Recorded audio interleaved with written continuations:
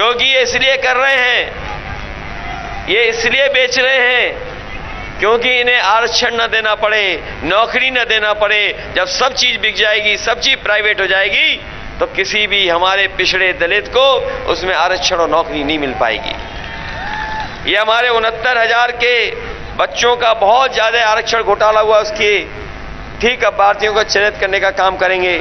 शिक्षा मित्रों को नियमित अध्यापक बनाया जाएगा और हमारे बीएड टेट वाले लोगों का समायोजन होगा। बेसिक शिक्षा के अध्यापकों को 100 किलोमीटर के भीतर ही तैनाती दी जाएगी। सभी सरकारी नौकरियों में 33% अपनी महिलाओं का आरक्षण करने का काम समाजवादी सरकार में होगा। महिला शिक्षकों को उनके गृह जनपद में पोस्टिंग दी जाएगी। कॉलेज विश्वविद्यालयों के लिए बस सेवा शुरू की जाएगी और बसों में छात्राओं के लिए मुफ्त यात्रा होगी, कोई पैसा नहीं उनसे मांगा जाएगा। कन्या विद्याधन जो नेताजी ने कभी शुरू की थी, समाजवादी सरकार में पुनः शुरू होगी और 12वीं पास छात्राओं को 36,000 रुपए देने का काम भी समाजवादी सरकार में होगा। और अपनी माताएं बहनें हैं, इनको भी 1,500 रुपया और साल का 18,000 रुपए सम्मान राशि देने का काम भी समाजवादी सरकार करेगी। और लड़कियों की पढ़ाई शुरू से लेके अंत तक एक भी पैसा बेटियों को नहीं देना पड़ेगा, उनकी पढ़ाई फ्री होगी। इसलिए बहुत सारे हम लोगों ने फैसले लिए जो हमारे संकल्प पत्र में है। मुझे उम्मीद है कि आप समाजवादियों की मदद करेंगे। बताओ, समाजवादियों की मदद करोगे क्या नहीं करोगे? इसलिए हमारी पार्टी के दोनों प्रत्याशी जो आपके चुनाव में हैं, चुनाव लड़ रहे हैं, अनिल प्रधान जो पहली बार चुनाव लड़ रहे हैं, ये पहली बार चुनाव लड़ रहे हैं, और जो पहली बार चुनाव लड़ता है उसको निराश तो नहीं करोगे आप लोग। हम आपको भरोसा दिलाते हैं, आप इन्हें जिताइए, इनकी मदद करने का काम हम समाजवादी लोग हम खुद करेंगे। दूसरी तरफ हमारे वीर सिंह हैं। बताओ, वीर सिंह को जिताओगे कि नहीं जिताओगे? और हम आपको भरोसा दिला के जा रहे हैं कि जिस तरीके से नेताजी ने चित्रकूट धाम के लिए काम किया है, समाजवादी सरकार जब जब बनी है तब तब चित्रकूट के लिए विकास और योजनाएं ला करने का काम हुआ है। अगर हमें विशेष योजनाएं भी चित्रकूट जिले के लिए लानी पड़ेगी, पानी पीने की व्यवस्था को, पानी खेतों तक पहुंच जाए, स्वास्थ्य की सेवाएं, शिक्षा के क्षेत्र में और नौकरी रोजगार के क्षेत्र में भी अगर हमें महत्वपूर्ण फैसले लेकर के यहाँ के लोगों के बीच में खुशहाली लाने का काम करना पड़ेगा, तो हम समाजवादी पार्टी के लोग करने का काम करेंगे। और इसलिए हम विशेष आपसे लगाव रखते हैं क्योंकि ये सड़क जो जुड़ रही है वो हमारे मामा के गांव में जुड़ रही है जाके। एक पड़ोसी मामा है और दूसरे उधर आप जोड़ रहे हो सड़क हमसे, इसलिए इटावा से सीधे आप जुड़ रहे हो। आपको विकास में कहीं पीछे नहीं छोड़ा जाएगा, हम विकास में आगे बढ़ाने का काम करेंगे। मुझे याद है कि नेताजी ने यहां पर हवाई पट्टी बनाई थी, उस समय छोटी हवाई पट्टी थी, नहीं चला पाए ये लोग, नहीं पूरी कर पाए। हमने इसको बड़ी हवाई पट्टी बना दिया और इसलिए बना दिया कि यहां पर बड़े बड़े हवाई जहाज भी उतर जाएं। लेकिन ये सरकार ने 5 साल लगा दिए, उस हवाई पट्टी को पूरा नहीं किया। और हमारी सरकार बनेगी तो इस हवाई पट्टी को अच्छा एयरपोर्ट बनाने का काम भी समाजवादी लोग करेंगे। और हम अपने नौजवानों को कह के जा रहे हैं कि इधर आपने देखा होगा बहुत सारा कारोबार, बहुत सा काम मोबाइल से, इंटरनेट से शुरू हो गया है।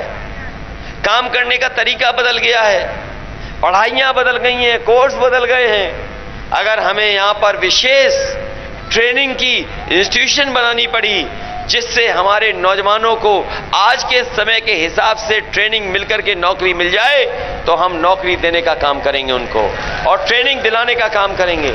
क्योंकि आईटी के सेक्टर में समाजवादी पार्टी ने तय किया है कि 22 लाख नौजवानों को उसमें नौकरी और रोजगार देने का काम समाजवादी सरकार में होगा। हम समाजवादियों ने बुजुर्गों के लिए, महिलाओं के लिए, बच्चों के लिए वो रोपवे शुरू कराई थी।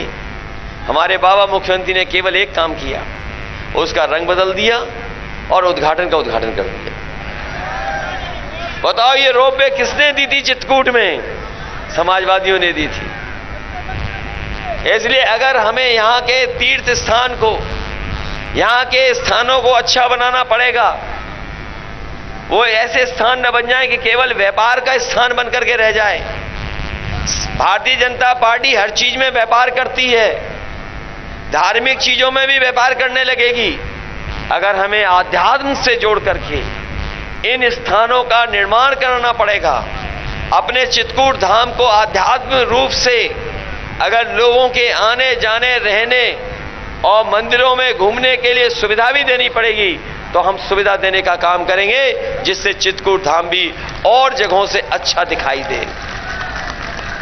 हम अपने जो जनजाति के लोग हैं, जो ऊपर रह रहे हैं, जिन पर सुविधाएं नहीं पहुंच पाई हैं, हमारे ट्राइबल लोग हैं, बड़ी संख्या में हैं, हम उन्हें भरोसा दिला के जा रहे हैं। एम्बुलेंस भी उन्हीं के लिए बढ़ा रहे हैं, पुलिस की 100 नंबर की गाड़ी भी उन्हीं के लिए बढ़ा रहे हैं चित्रकूट के लिए। और साथ ही साथ अगर हमें समाजवादी पैकेट में घी, सरसों का तेल, खाने का सामान अगर बांटना पड़ा, तो सबसे पहले चित्रकूट में आकर के हम बांटने का काम करेंगे। और न केवल खाना पीना, बल्कि हमें अगर समाजवादी पेंशन जो 1500 रुपए महीना महिलाओं को देना है, अगर सबसे पहले बांटने का मौका मिलेगा, तो वो भी चित्रकूट में आकर के हम लोग बांटने का काम करेंगे। इसलिए चित्रकूट के भाइयों बहनों, किसान भाइयों, मजदूर भाइयों, नौजवान साथियों, इस उत्तर प्रदेश को बचाने के लिए आप साइकिल पे मदद कर देना, इस देश का लोकतंत्र बचाने के लिए मदद कर देना, इस देश के संविधान को बचाने के लिए वोट कर देना। ये भारतीय जनता पार्टी के लोग जहां देश की बड़ी बड़ी संपत्ति बेच रहे हैं, जहां हमारे किसानों को धोखा दे रहे हैं, और सोचिए कभी काले कानून को लड़ते लड़ते हमारे 700 से ज्यादा किसान शहीद हो गए। इस सरकार ने कोई परवाह नहीं की। हमारे पहले चरण के किसानों ने अपने मान सम्मान से चुनाव को छोड़ दिया और पहले चरण में ही भारतीय जनता पार्टी को वहां से सफाया कर दिया। इसलिए किसान भाइयों, इन्हें माफ मत करना, इन्हें साफ कर देना उत्तर प्रदेश से। बताओ 700 से ज्यादा किसानों की जान ली है इन्होंने, बताओ माफ तो नहीं कर दोगे इन्हें? और मैं कह के जा रहा हूं, मैंने हर सभा में कहा है कि भारतीय जनता पार्टी के प्रत्याशी अगर कान पकड़ करके 700 बार भी उठक बैठक लगाएंगे, तब भी हमारा किसान और गरीब इन्हें माफ करने वाला नहीं है।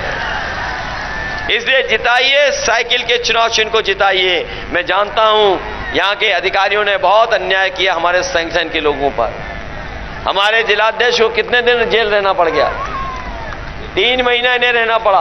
और भी नेता हैं, एक 5 महीना रहे, और भी रहे, एक 4 महीना रहा, 5 महीना रहा।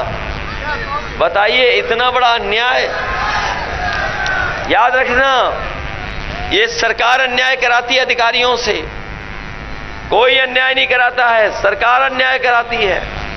इसलिए आपकी हमारी जिम्मेदारी बनती है कि ऐसी सरकार जिसने अन्याय किया हो, लोगों के साथ धोखा किया हो, लोगों को जब सबसे ज्यादा जरूरत थी मदद की, उस समय जनता को अनाथ छोड़ दिया हो, ऐसी सरकार को आप सबक सिखाने का काम करना। और ऐसी सरकार जो जनता से झूठ बोलती हो, झूठ बोलने वाली सरकार को एक एक वोट देकर के सबक सिखाने का काम करना।